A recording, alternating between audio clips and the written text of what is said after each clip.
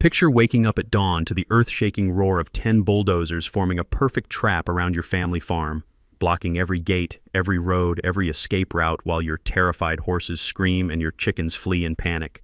Standing there with a megaphone like some deranged dictator, Bethany Clearwater, my HOA president, shrieking about emergency health violations while diesel fumes choke the morning air, and my 12-year-old daughter watches our animals suffer behind a wall of yellow steel. This psychotic woman thought she'd found the perfect way to steal my grandfather's 47-acre heritage farm. She had no clue I'd just been quietly appointed to a government position that gave me the power to destroy her entire corrupt empire with a single phone call. What would you do if some power-drunk Karen literally held your family's livelihood hostage? Drop your location below. I need to know how many of you are dealing with these HOA tyrants. Let me take you back to how this nightmare started. 3 months earlier, I inherited this 47-acre slice of heaven from my grandfather in rural Tennessee. Third-generation organic vegetables, free-range chickens, and heritage breed horses that had been grazing these pastures since before most of these suburban McMansions were even a developer's wet dream. The morning mist still rolled over our fields like clockwork, carrying the sweet smell of hay mixed with my first cup of coffee. You could hear the gentle clucking of Rhode Island Reds scratching in the dirt, the soft snorting of our Clydesdales as they shook dew from their manes. Running my calloused hands along those worn wooden fence posts my grandfather built, that rough, weathered texture told stories of decades of honest work and zero tolerance for nonsense. My boots crunched across the gravel driveway every morning at 5:30, same routine Grandpa followed for 40 years. I was rebuilding my life here after a divorce that left me with more debt than a college freshman and less trust in people than a used car salesman. Just me and my 12-year-old daughter Maple, trying to make this heritage farm profitable while keeping 3 generations of family traditions alive. Here's where the universe decided to mess with us. Recent county rezoning, the kind of bureaucratic shuffle that happens when developers start throwing money around, meant part of our property technically fell within the new Whispering Pines Estates HOA boundary. Not that we asked to join their suburban kingdom of matching mailboxes and identical driveways. Enter Bethany Clearwater. Picture a real estate shark crossed with a mall cop, given way too much authority and a clipboard. 50-something, with blonde hair so perfectly styled it could survive a tornado, driving a white Escalade that probably cost more than most people's annual salary. Recent transplant from Atlanta, married to some developer whose business cards probably just said, "Destroyer of Rural Life." This woman got elected HOA president within 6 months of moving in, campaigning like she was running for supreme dictator of suburbia. Her platform? Property aesthetics and neighborhood standards enforced with the enthusiasm of a zealot and the subtlety of a sledgehammer. The first attack came on a Tuesday morning that started peaceful and went sideways fast. Bethany clicked up my driveway in designer heels, completely wrong for farm ground, but I guess intimidation doesn't require practical footwear. She carried a clipboard like it was Excalibur, and she was the chosen queen of paperwork warriors. "Mr. Morrison," she announced, handing me an official-looking violation notice. "This antique machinery disrupts the visual harmony of our community." She was talking about my grandfather's 1952 John Deere tractor, a machine that still ran better than most modern equipment and had more character in its rusty exhaust pipe than her entire development. Then she claimed our barn's metal roof created an aesthetic emergency requiring immediate correction. The woman actually used the phrase architectural terrorism to describe a building that had weathered every storm Tennessee could throw at it for 8 decades. The nuclear option? $500 in daily fines until we achieved what she called full compliance with community vision standards.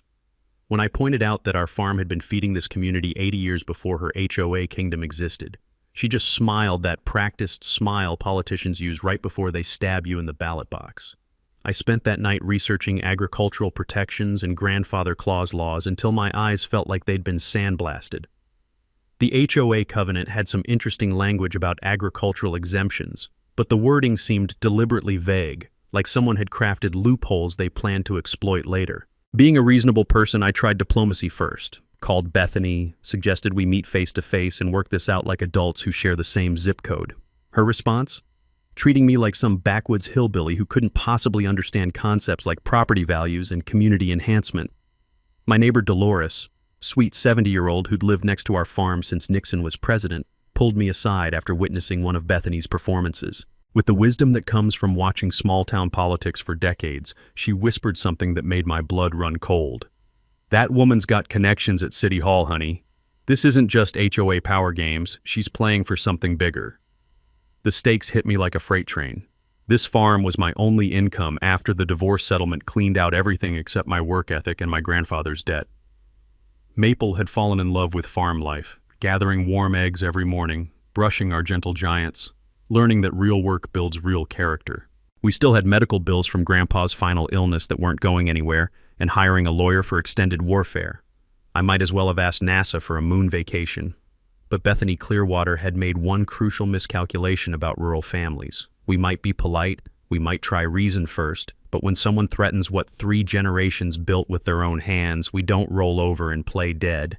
We get creative, we get organized, and we sure as hell don't give up without a fight that'll make the local news. Bethany wasn't content to let sleeping farmers lie. 2 weeks after her first violation notice, she escalated like a Karen who'd discovered the manager's personal phone number and his home address. She filed a formal complaint with county code enforcement, claiming our farm violated something called residential density requirements. Apparently a fancy way of saying too many animals were living too close to her precious suburban paradise. The timing, absolutely diabolical.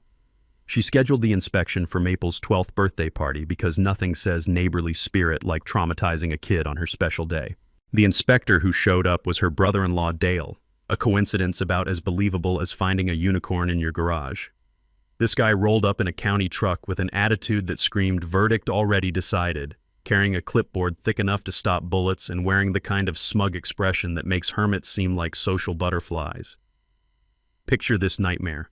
20 kids running around our yard, balloons dancing in the breeze, the sweet smell of vanilla birthday cake mixing with hay dust while Maple's friends giggled at our gentlest mare. Then Dale crashes the party like the world's worst surprise guest, ready to steal childhood joy one citation at a time. "These chicken coops," he announced with theatrical authority that would have impressed Shakespeare, "appear to be unpermitted structures violating current residential building codes." He was condemning coops my grandfather built in the 1960s, structures that had weathered more storms than Dale had probably seen weather reports. Here's where Bethany's master plan hit a brick wall built from my grandfather's obsessive record-keeping. See, Grandpa taught me that paperwork beats personalities every single time, and the day after inheriting this place, I'd spent a marathon session in the county courthouse basement, digging through archives older than bell-bottom jeans. Those permits were filed away like buried treasure, just waiting for the right moment. When I produced those original building permits, documents so old they felt like ancient scrolls but carried the legal weight of Mount Rushmore, Dale's confident expression crumbled faster than a cookie in milk. The man actually started stuttering, trying to explain how structures built to 1960s standards somehow violated codes they'd been grandfathered under for decades. But I wasn't done playing defense. During my courthouse treasure hunt, I'd stumbled across something delicious about Bethany's perfect suburban castle. That gorgeous pool deck she constantly flaunted on social media, the one where she hosted HOA meetings while sipping wine and plotting against hardworking farmers, completely unpermitted, built without a single inspection and clearly exceeding every setback requirement in the book. My counter-complaint hit her mailbox the next morning like a legal boomerang, complete with photographs and measurements that would make a surveyor proud. Turns out Mrs. Community Standards had been living in violation of the very rules she loved weaponizing against others. Irony so thick you could spread it on toast. Maple asked me that evening, with the kind of innocent wisdom only kids possess, why the mean lady hates our chickens so much. I explained that sometimes people use rules as weapons when they can't win through honest conversation. A life lesson I prayed she'd never need, but suspected she would. Dolores appeared the next day carrying homemade apple pie and gossip hotter than fresh-baked bread. Apparently Bethany's developer husband had been making rounds at City Hall, smooth-talking about development opportunities and maximizing land use potential in our neck of the woods. The puzzle pieces were clicking together, and the picture looked like a land grab disguised as community improvement. My grandfather always said that when dealing with government inspectors, you collect documentation like a pack rat and photograph everything like a crime scene investigator. He'd learned the hard way that inspectors' memories become surprisingly foggy when lawyers start asking pointed questions, but cameras don't lie and paper trails don't forget. Dale slithered away that afternoon without issuing a single citation, his tail between his legs and his authority deflated like a punctured balloon. But I could practically see the gears grinding in his head. Bethany had played her enforcement card and lost, which meant she'd be hunting for bigger weapons. Sure enough, 2 days later, my mailbox contained a notice about an emergency HOA meeting scheduled for the following week. The agenda listed exactly one item: addressing immediate community safety concerns regarding non-compliant agricultural operations threatening property values and resident welfare. The woman was doubling down harder than a Vegas gambler on his last hand, and something told me her next move would make this inspection comedy look like a gentle warm-up act. Bethany's emergency HOA meeting was shadier than a back-alley poker game and twice as rigged. She scheduled it for 7 p.m. on a Thursday, peak dinner time when working families are wrestling kids into pajamas, and somehow accidentally forgot to notify half the neighborhood, particularly every farmer and blue-collar worker who might have had the audacity to support our side. The meeting location? Her own living room, naturally, because nothing screams official community business like conducting legal proceedings next to your wine collection and vacation photos from Cabo. When I walked in, the air reeked of expensive vanilla candles trying to mask the stench of corruption, and the deck was stacked tighter than a casino owner's favor. Bethany had packed her suburban palace with transplants who viewed our heritage farm like urbanites view roadkill, something unpleasant that needed immediate removal. These people probably bought farm-fresh eggs at Whole Foods for $8 a dozen, while complaining about actual farms existing near their McMansions. "Ladies and gentlemen," Bethany proclaimed from behind her dining room table like some self-appointed Supreme Court justice, crystal chandelier casting dramatic shadows across her artificially concerned expression. "We face an unprecedented health and safety crisis threatening our community's well-being and property values." She was describing our gentle chickens like they harbored biological weapons instead of laying the freshest eggs this side of paradise. The performance would have won awards for creative fiction if it wasn't so obviously calculated to steal our livelihood. The room nodded with cult-like synchronization. Mrs. Patterson claimed our rooster's dawn calls caused severe psychological trauma. Apparently 4 decades of suburban silence had made her forget that farms produce food and food animals make noise. Mr. Jenkins worried that agricultural particulates might trigger his delicate allergies, completely ignoring that he'd moved next to working farmland voluntarily. Then Bethany dropped her atomic bomb, a motion to assess our property $50,000 in special community improvement fees for remediation of agricultural nuisances and restoration of neighborhood aesthetic harmony. $50,000, more than most honest families earn in a year, to solve problems that existed only in her suburban nightmare fantasies. Here's where her choreographed circus hit a legal brick wall. I'd been sitting quietly in the back corner, phone recording every procedural violation while she trampled more rules than a toddler in a toy store. My grandfather taught me that patience beats panic every time, and sometimes the smartest move is letting bullies hang themselves with their own rope. When the voting charade began, I stood up and asked one beautifully simple question. "Could you please confirm we have the required quorum for this assessment vote?" The room went silent as a morgue at midnight. Bethany shuffled through papers like she was hunting for the Holy Grail, her composed mask cracking to reveal raw panic underneath. See, during my courthouse research sessions, I'd memorized Tennessee HOA laws like scripture. Special assessments over $1,000 require supermajority votes with at least 75% of homeowners present or represented by written proxy. They had maybe 40% of the neighborhood in that room and 0 legitimate proxies. The vote was about as legal as printing your own money, and everyone with half a brain knew it. But I wasn't finished dismantling her kangaroo court. While Bethany scrambled to salvage her sinking ship, I produced my second weapon, a formal demand for complete HOA financial records and meeting minutes spanning 2 years. My grandfather always said knowledge is power, but documented knowledge is nuclear power, and Tennessee sunshine laws guarantee every homeowner access to community books. "I'm also requesting an independent audit of all expenditures," I announced, watching color drain from Bethany's face faster than water from a broken dam, particularly payments to companies owned by board members or their families. That's when eagle-eyed pattern recognition kicked in. The financial summary she'd been waving around like evidence contained multiple large payments to Clearwater Development, LLC. Same last name as our HOA dictator. Either the universe loved coincidences more than lottery winners, or Bethany had been funneling community money to her husband's construction company. The meeting imploded like a controlled demolition. Board members suddenly remembered urgent appointments with babysitters and early bedtimes. Mrs. Patterson's casserole miraculously needed immediate attention. Even Mr. Jenkins developed emergency dog-walking responsibilities that couldn't wait another minute. Bethany tried maintaining authority while desperation rolled off her like cheap cologne in summer heat. "This meeting is adjourned pending legal review," she declared. Fancy language for "we're caught red-handed and need professional damage control." Maple waited up past her bedtime, eager for battle reports from the grown-up war.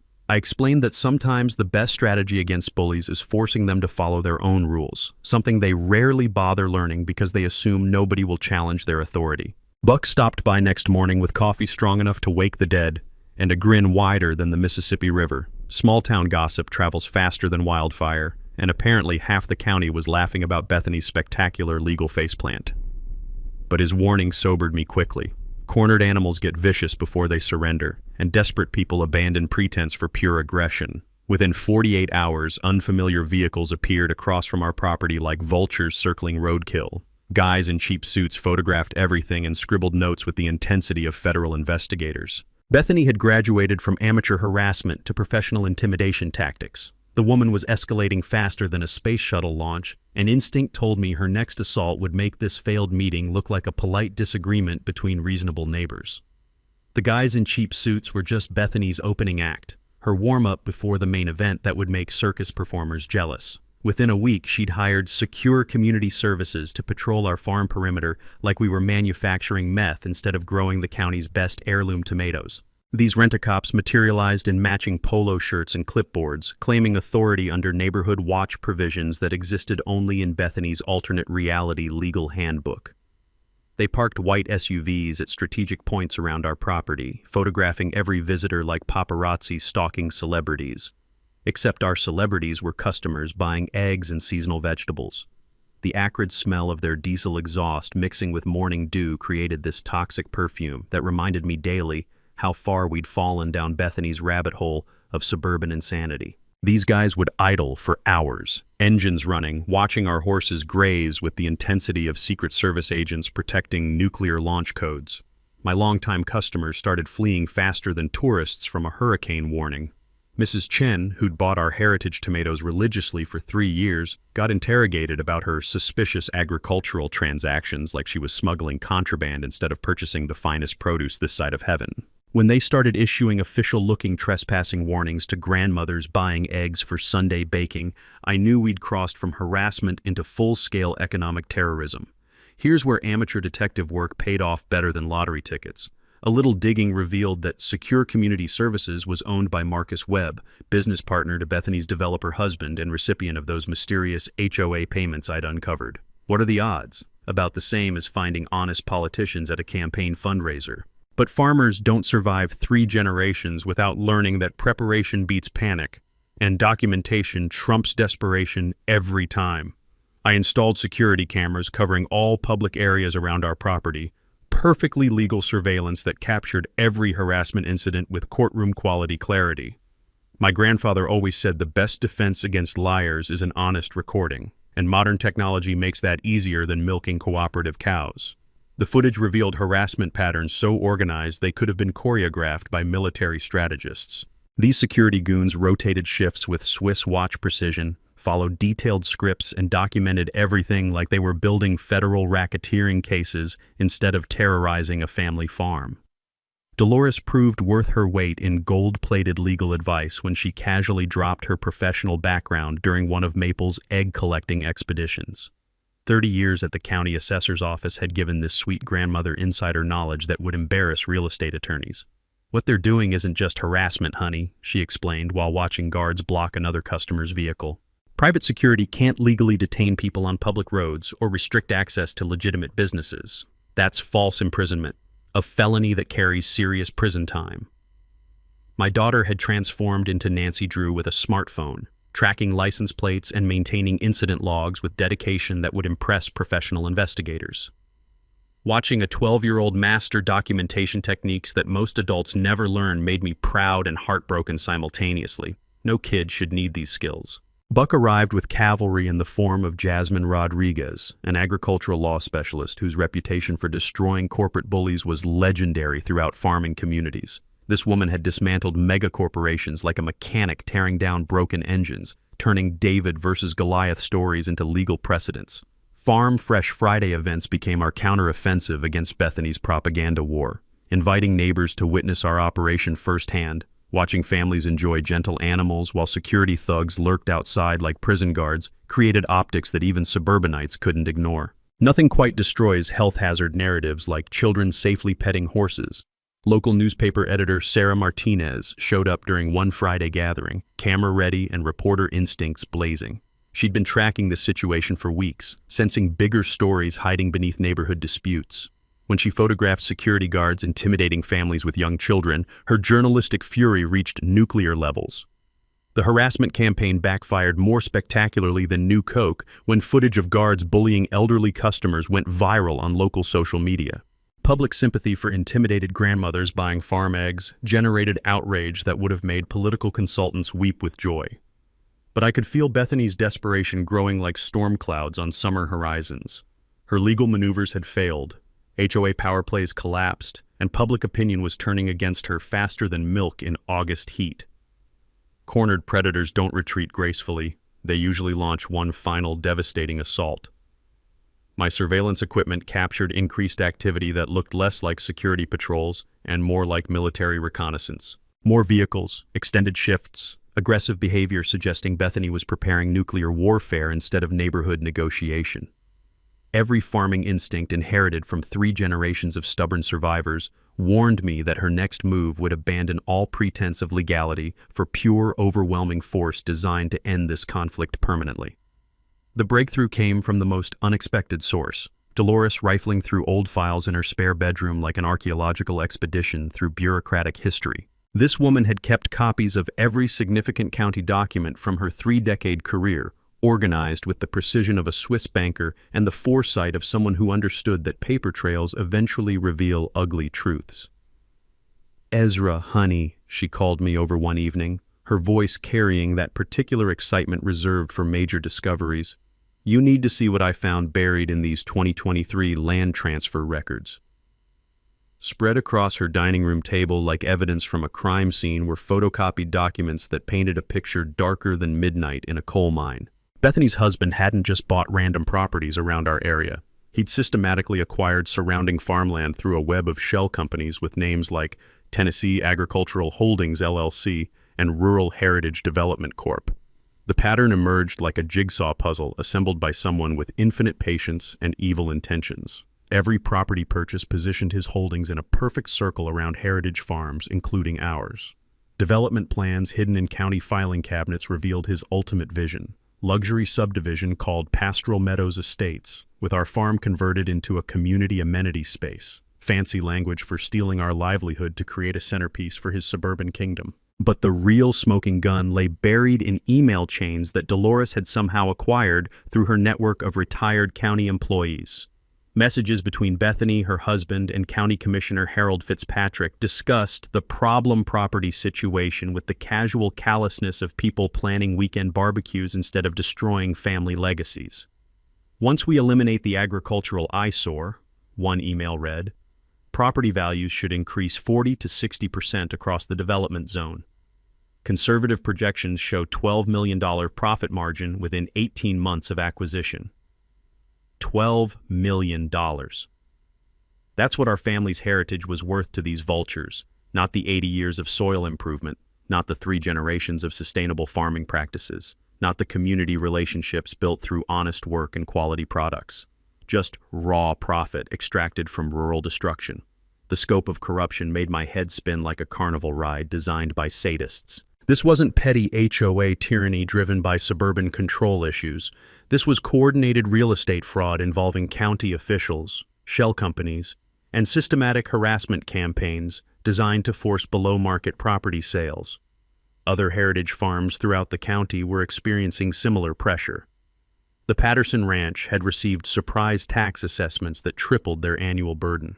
Miller's Organic Dairy faced sudden environmental compliance investigations despite operating cleanly for decades. Every targeted property shared one common thread: prime development potential for Bethany's husband's expansion plans.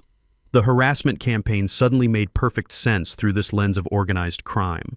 Every violation notice, every security patrol, every HOA meeting designed to create unbearable pressure that would force desperate farmers to sell quickly and cheaply, rather than fight prolonged legal battles they couldn't afford. Federal mail fraud charges seemed inevitable when examining the evidence: pattern of deception, interstate shell companies, systematic use of postal services to further criminal enterprises. RICO racketeering allegations practically wrote themselves when documenting coordinated efforts involving multiple conspirators working toward common illegal goals. Maple asked if we'd lose the farm like great-grandpa had feared during the Great Depression, her young voice carrying worry that no child should bear. I promised we'd fight with everything we had, but privately felt overwhelmed by the sheer scale of corruption we were facing. This wasn't David versus Goliath. This felt more like David versus Goliath's entire extended family, their lawyers, and half the local government. Buck confirmed similar pressure on his cattle ranch when we shared Dolores's discoveries. Development interests had been circling his property like buzzards, making unsolicited offers while simultaneously filing nuisance complaints about agricultural odors and livestock noise. But Dolores had one more surprise that would change everything.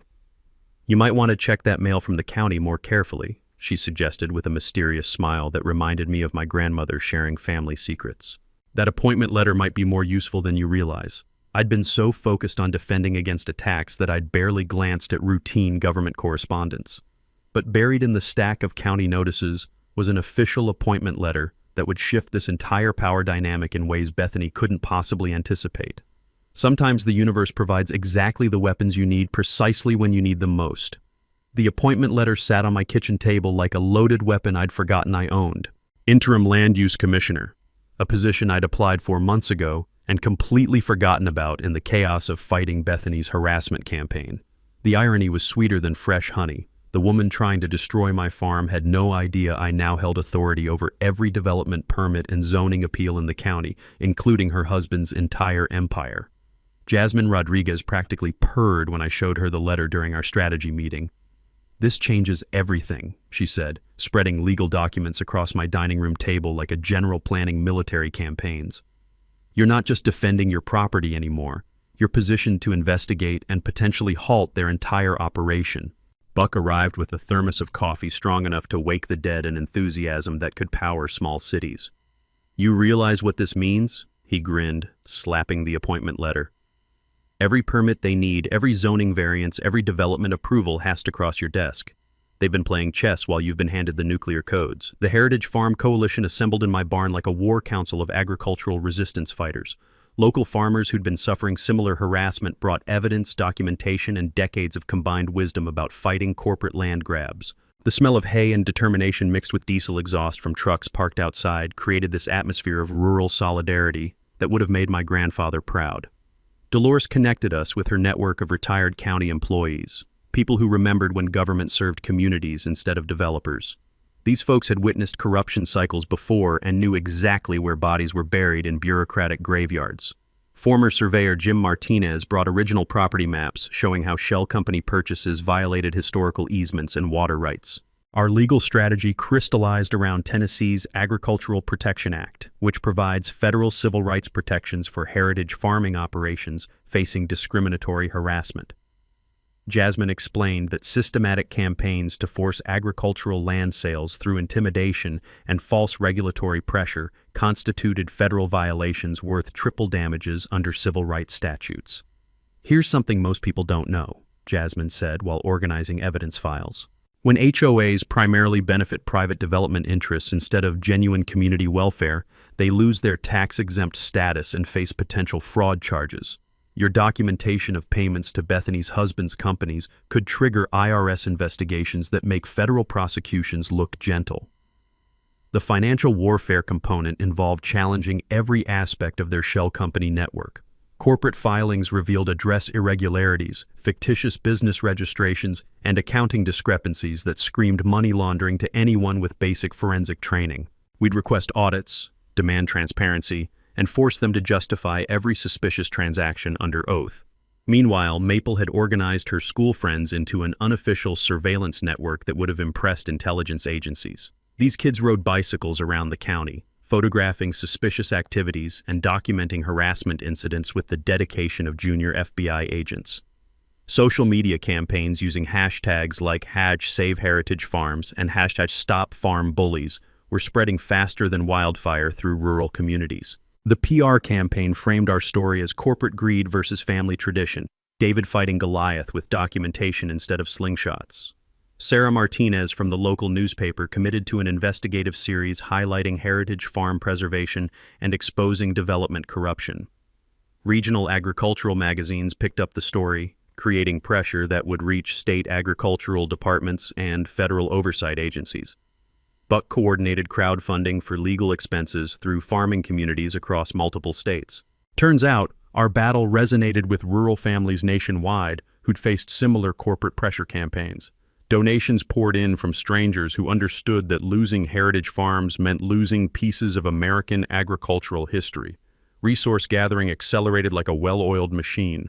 Volunteer networks for document review, research assistance, and media coordination emerged organically from farming communities that had been waiting decades for someone to fight back effectively against development corruption. Retired lawyers, former government employees, and agricultural advocates rallied around our cause with enthusiasm that bordered on religious fervor.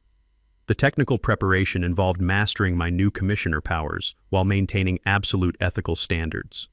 I'd recuse myself from any decisions directly affecting my property, instead appointing independent review panels that couldn't be accused of bias or conflict of interest. Every action would be transparent, documented, and legally bulletproof. But the real power shift came when I realized Bethany's husband needed my approval for every aspect of his development projects. Zoning variances, environmental impact assessments, infrastructure permits, everything required commissioner authorization that now rested in hands belonging to the farmer they'd been trying to destroy. The universe has a sense of humor darker than midnight coffee and twice as satisfying.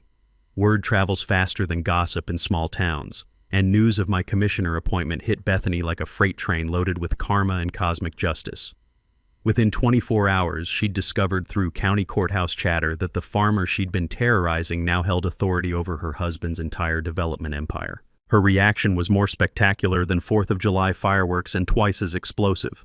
Bethany launched a smear campaign that would have impressed political mudslinging consultants, claiming unprecedented conflict of interest and abuse of governmental power before I'd even made a single official decision. She flooded local social media with posts about corruption and cronyism, apparently forgetting that glass houses make poor platforms for throwing stones. The irony burned hotter than summer asphalt.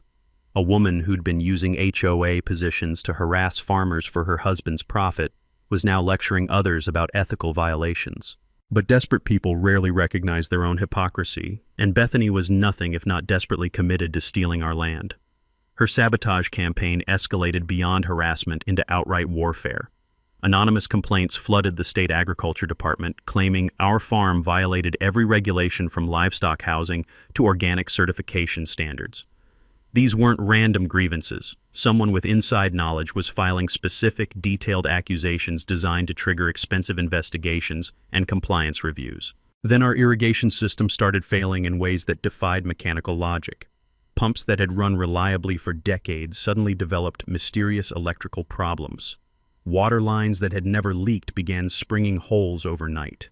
The smell of diesel fuel appeared in our pond one morning, suggesting deliberate contamination that could have killed our fish and ruined our organic certification.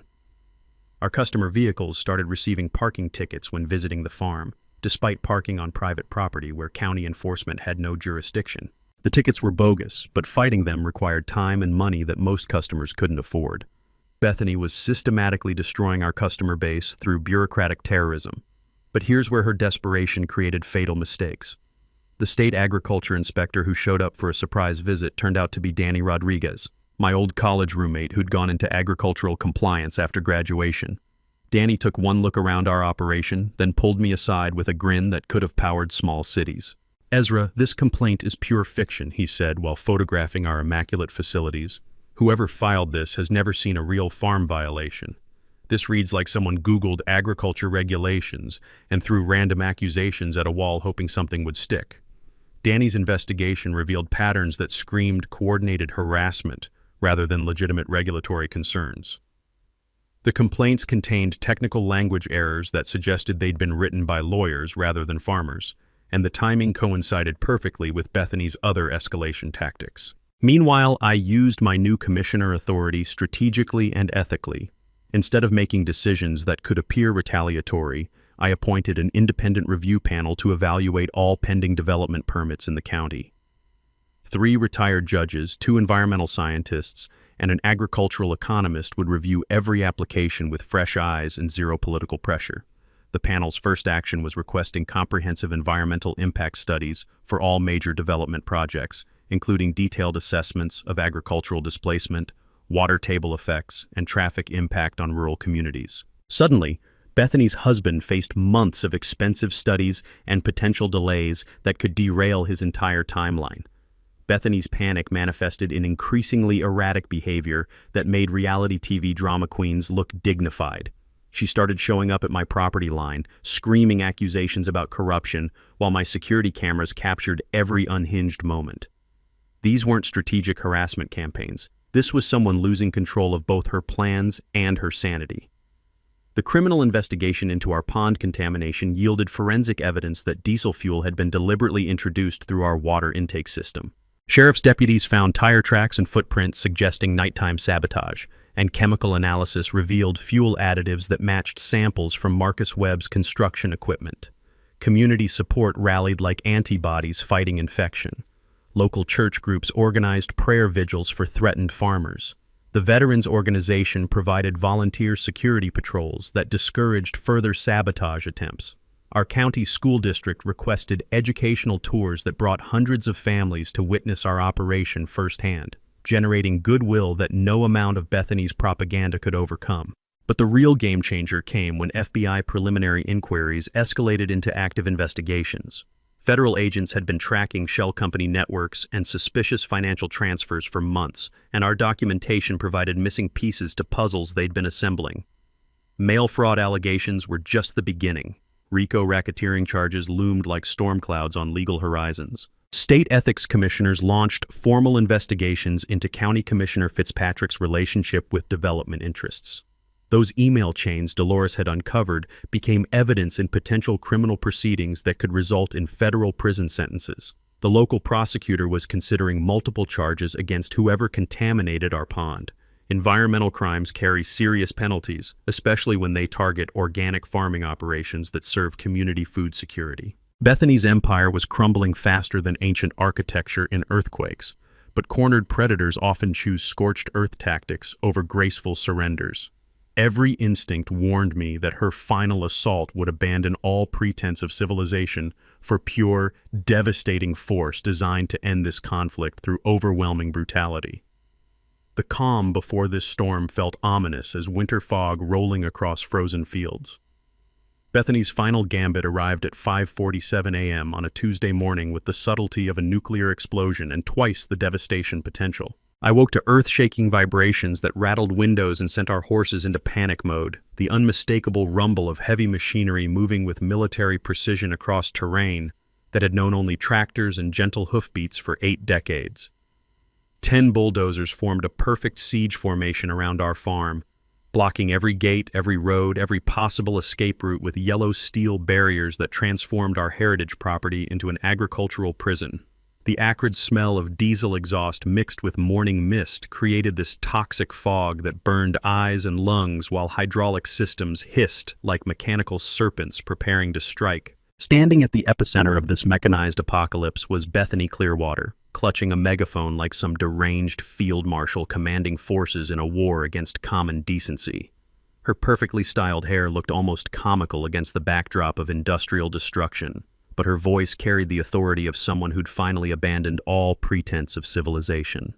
By emergency order of the Whispering Pines Estates Health and Safety Committee, she announced through crackling speakers that echoed across our trapped acres. "This property is under immediate quarantine due to confirmed agricultural health violations requiring urgent remediation." The performance was pure theater designed for maximum psychological impact. She'd hired Marcus Webb's construction company to provide the bulldozers and operators, creating this elaborate show of force that looked official enough to fool casual observers while being completely illegal under any rational interpretation of law. Our livestock were trapped without access to distant water sources, a situation that constituted animal cruelty under state statutes and could have triggered emergency intervention from agricultural authorities if Bethany's plan had succeeded. Chickens fled in panic while our gentle horses circled their paddock, eyes wide with terror at the mechanical monsters surrounding their peaceful world. But here's where Bethany's desperation blinded her to fatal tactical errors. Instead of conducting this operation quietly, she decided to live-stream the entire spectacle on social media, apparently believing that public documentation would legitimize her actions rather than providing perfect evidence for criminal prosecution. I remained calm as winter morning air while chaos erupted around our farm, channeling 3 generations of agricultural wisdom that taught patience and preparation over panic and reaction. My security cameras were capturing everything from multiple angles while I calmly dialed authorities and documented this unprecedented assault on property rights. Maple emerged from the house with her smartphone, immediately beginning her own live stream that would soon go viral beyond our wildest imagination. This 12-year-old citizen journalist started interviewing our trapped animals with commentary that mixed childhood innocence with sharp observations about injustice that would melt hearts nationwide. "The mean lady has trapped our horses so they can't get water," Maple explained to her growing online audience, her voice carrying moral clarity that adults often lose. "She says it's for safety, but you can see how scared they are. This isn't safety. This is being mean to animals who never hurt anybody." Dolores coordinated our response from her decades of county connections, making phone calls that would bring cavalry riding over hills like something from Western movies. Her network of retired officials, current employees, and community leaders started mobilizing resources that would turn Bethany's siege into the worst public relations disaster in county history. Buck arrived with a convoy of supporting farmers despite the bulldozer blockade, parking trucks along public roads and creating a counter-demonstration that attracted more attention than Bethany had bargained for. These weren't just neighbors anymore.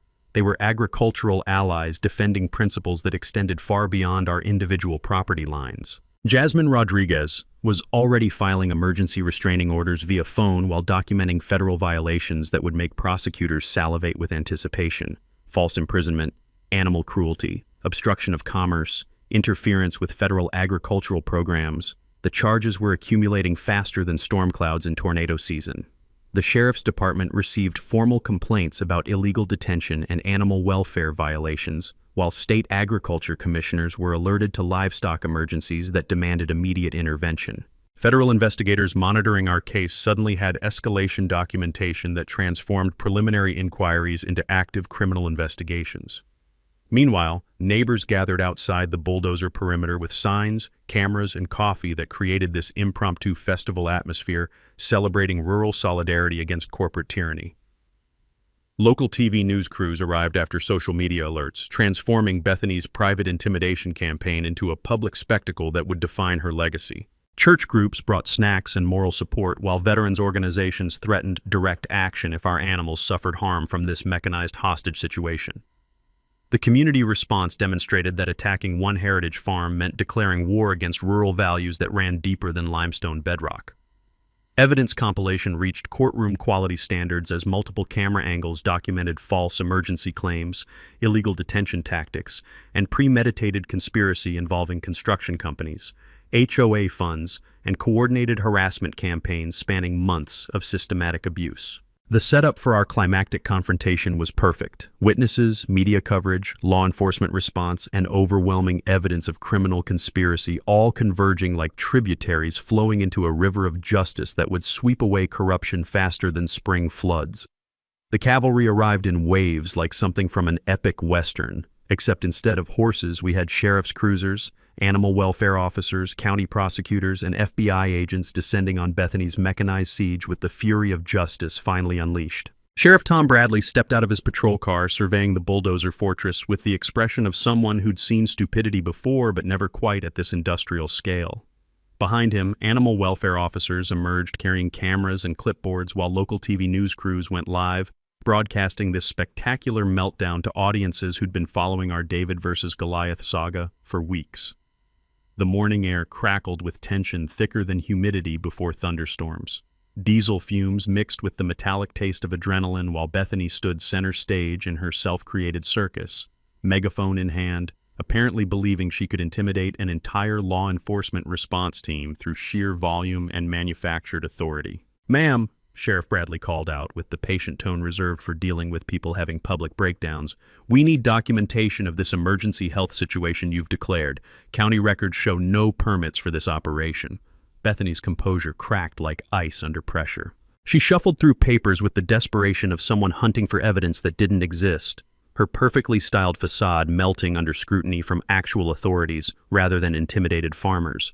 "This is a legitimate health emergency!" she shrieked, voice rising to frequencies that made nearby dogs wince. "Agricultural violations threaten community safety and property values." That's when I stepped forward, boots crunching on gravel that had witnessed 3 generations of honest work, carrying the commissioner credentials that would transform this entire confrontation. The crowd of supporters behind media barriers started chanting "Save the Farm," while cameras captured every moment of what would become legendary rural justice. "Sheriff Bradley," I announced with calm authority that carried across the chaos, "as interim land use commissioner, I'm declaring this property an official agricultural heritage preservation zone under emergency powers granted by Tennessee conservation statutes." The effect was more dramatic than lightning strikes. Bethany's face went white as fresh snow while her husband appeared from behind bulldozers, frantically trying to distance himself from operations that were now clearly criminal rather than cleverly aggressive. But I wasn't finished dismantling their empire. Furthermore, I continued, producing evidence files that Jasmine had prepared for exactly this moment. Investigation into development permits for Clearwater Development LLC reveals environmental violations that require immediate suspension of all county approvals pending federal review. The RICO conspiracy evidence came next, financial records showing systematic fraud, shell company networks designed to circumvent regulations, and email chains proving coordinated harassment campaigns targeting multiple heritage farms for illegal acquisition.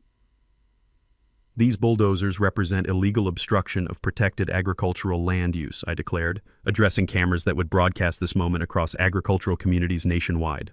"I'm ordering immediate removal under emergency commissioner authority." Bethany's meltdown was spectacular enough to power small cities. "This is corruption!" she screamed, apparently forgetting that she was being filmed while admitting to criminal conspiracy. "He's abusing government power to protect his illegal farm operations." Her husband tried grabbing her arm, whispering urgent warnings about lawyers and saying nothing, but Bethany was beyond rational thought. "We were just trying to improve property values by removing agricultural eyesores," she continued, accidentally confessing to the entire harassment campaign on live television. "Ma'am," Sheriff Bradley interrupted with authority that brooked no argument, "you're under arrest for animal cruelty, false imprisonment, and illegal detention." The handcuffs clicking around her wrists created the most satisfying sound in recent memory, while FBI agents began seizing HOA financial records as evidence in federal investigations. The bulldozer operators, suddenly realizing they were accessories to criminal conspiracy rather than legitimate contractors, shut down their machines and started looking for lawyers rather than paychecks. Marcus Webb's construction company would face charges for participating in illegal detention operations without proper permits or authority. County Prosecutor Maria Santos announced criminal investigations into real estate fraud, while federal agents confirmed RICO racketeering charges against the entire conspiracy network. The dominoes were falling faster than autumn leaves in windstorms. Community vindication erupted like celebration fireworks. Neighbors cheered as bulldozers received official orders to vacate, children applauded as our horses finally accessed water sources, and Maple's livestream generated hashtags that spread agricultural justice stories across social media platforms nationwide. Buck led the crowd in singing "This Land is Your Land," while Dolores wiped away tears of relief and vindication. "Your grandfather would be so proud," she whispered, voice carrying emotion that 3 generations of farming families understand without explanation. Jasmine grinned while serving civil lawsuit papers to Bethany's retreating husband, whose development empire now faced federal investigations, environmental violations, and financial fraud charges that would keep lawyers busy for years. Sheriff Bradley tipped his hat with respect earned through standing against corruption. "Good work, Commissioner," he said, words that carried weight beyond simple acknowledgement. The media impact exploded across agricultural and legal communities as this confrontation became case study material for fighting corporate land grabs through documentation, community organizing, and strategic use of legal authority. Social media erupted with #JusticeForFarms hashtags while agricultural rights organizations cited our victory as landmark precedent for heritage farm protection against development pressure and HOA harassment campaigns. This wasn't just personal vindication, it was rural America fighting back against corporate colonization and winning through preparation, persistence, and community solidarity that runs deeper than limestone bedrock. 6 months later, justice tasted sweeter than fresh honey from our own beehives and twice as satisfying. Bethany pleaded guilty to animal cruelty and illegal detention, paying $50,000 in fines that funded the very agricultural preservation programs she'd tried to destroy. Her husband's development empire crumbled faster than stale cookies, losing every license while facing federal fraud charges that would keep lawyers rich for decades. County Commissioner Fitzpatrick resigned in disgrace when corruption investigations revealed pay-to-play schemes spanning 20 years. The special election brought in Maria Santos, a former teacher who understood that government should serve communities, not corporate interests. Sometimes democracy actually works like those dusty civics textbooks promised. The HOA dissolved unanimously when members discovered they'd been funding Bethany's personal vendetta rather than community improvements. The voluntary neighborhood association that replaced it focuses on potluck dinners and helping elderly neighbors instead of terrorizing farmers. Imagine that revolutionary concept. Our farm bloomed into something that would have made my grandfather weep with pride. Federal grants established the Heritage Farm Education Center, where city kids discover that food doesn't magically appear in grocery stores and vegetables grow in actual dirt. Watching urban children pet horses for the first time creates joy that no amount of money could purchase. The scholarship fund we created has already sent 5 rural students to agricultural colleges, ensuring that generations of farming wisdom continues flowing forward instead of disappearing under concrete. Maple's award-winning essay about standing up to bullies got published nationally, proving that 12-year-olds often understand justice better than adults with law degrees. Dolores became our official farm historian, moving into the guest house permanently and sharing stories that connect past wisdom to present challenges. Buck's Ranch joined our Heritage Valley Cooperative along with 8 other preserved farms, creating a brand that commands premium prices from customers who value authentic agricultural heritage over corporate food products. Our annual Farm Heritage Festival draws thousands of visitors who want real farming experiences instead of Instagram-filtered rural fantasies. Local musicians, craft demonstrations, and educational tours build bridges between urban and rural communities that Bethany's hatred never imagined possible. Save Our Heritage Farms nonprofit has preserved 17 family operations from development schemes across 3 states, proving that organized communities can defeat organized greed when people unite around shared values instead of property value spreadsheets.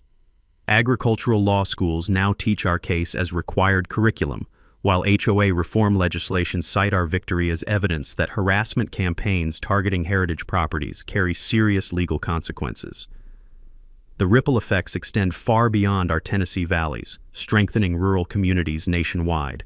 Combining farming with commissioner duties taught me that government can actually serve people when ethical individuals occupy positions of authority. Maple decided she wants to become an agricultural lawyer like Jasmine, inspired by seeing how legal knowledge protects families from corporate exploitation. The community bonds forged through shared struggle created relationships stronger than any subdivision covenant. We learned that heritage farms aren't obstacles to progress. They're foundations for sustainable futures, honoring both tradition and innovation. Here's what this experience taught me about fighting powerful bullies. They count on isolation, fear, and ignorance to win. But knowledge shared becomes power multiplied. Communities united become unstoppable forces, and heritage defended becomes legacy preserved for future generations. Every sunset over our protected pastures reminds me that some battles are worth fighting regardless of odds. This land belongs to Maple and her children now, secured by law, community solidarity, and the simple truth that families willing to document everything and fight smart can defeat corruption that seems overwhelming. The practical takeaway: keep detailed records, build community alliances, research your legal rights, and never assume bureaucratic bullies understand the laws they claim to enforce. David beats Goliath when David comes prepared with evidence, allies, and unshakable determination.